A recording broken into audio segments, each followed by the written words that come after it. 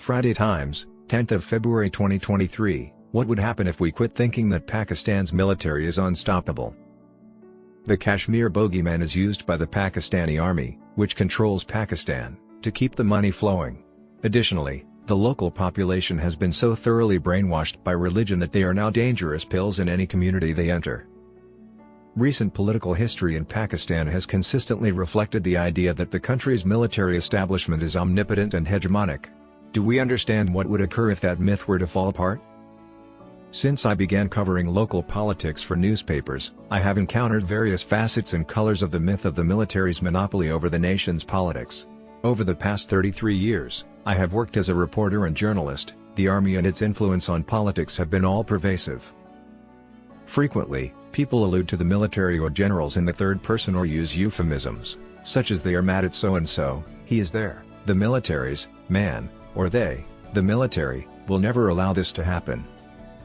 In the political conversation in the nation's media and political circles, this enigmatic third person is never identified by name. A person's emotions, whether anger, happiness, emotional support or opposition to a political development or a person, can significantly impact the events or course of a drawing room debate. I want to discuss some of the fundamental elements of the mythology surrounding the military's participation in Pakistani politics here. The concept that the military, or its intelligence wings, are ubiquitous and omnipotent may be the most common. If they genuinely wanted to, they could always decisively influence a political outcome. This notion has been perpetuated by several things that happened after Zia. For instance, following her 1989 altercation with the military establishment, it was widely believed that the then military command wanted Benazir Bhutto gone.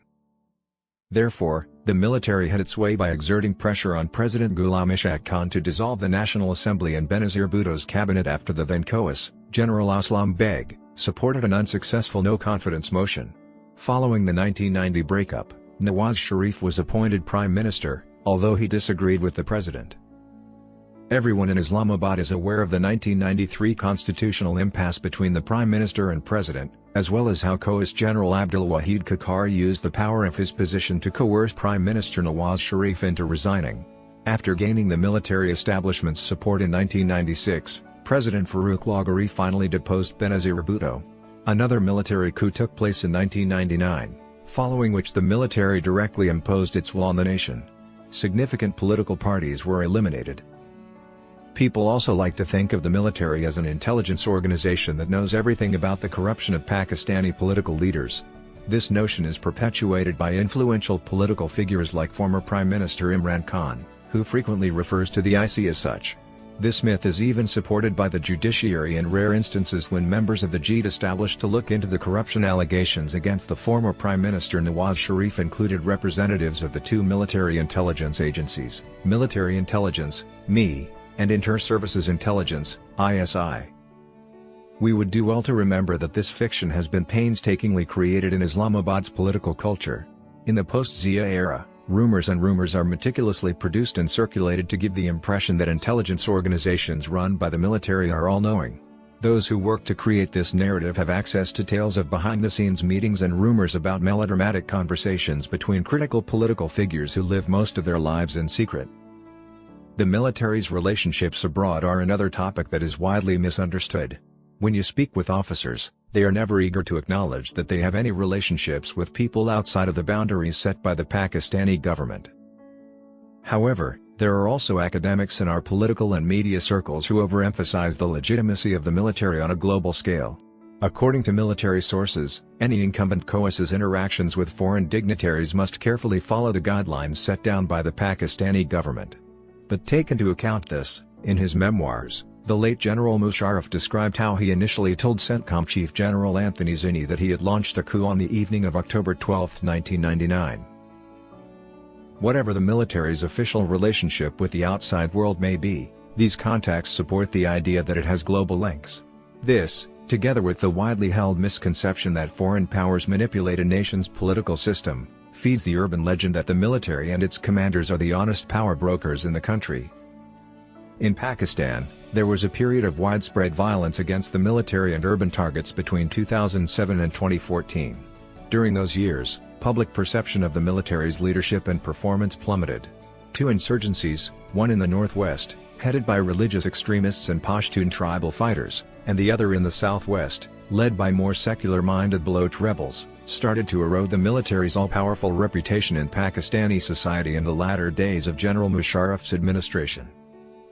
However, the military regained its reputational strength by 2017 to 2018 because it had defeated the insurgents' organizations thanks to its superior organizational and weaponry capabilities.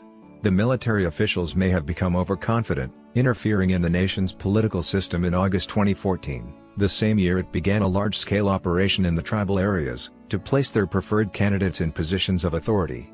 In locations and regions where the military's officer corps was recruiting, this caused a severe rift in political society. The military establishment was wholly alienated from Punjab-focused political parties after Imran Khan was removed from office. It was time for the military leadership to pay the price for being well known in the press and among politicians. In central Punjab and Khyber Pakhtunkhwa, the previously pro-military middle classes had a perceptible anti-military reaction.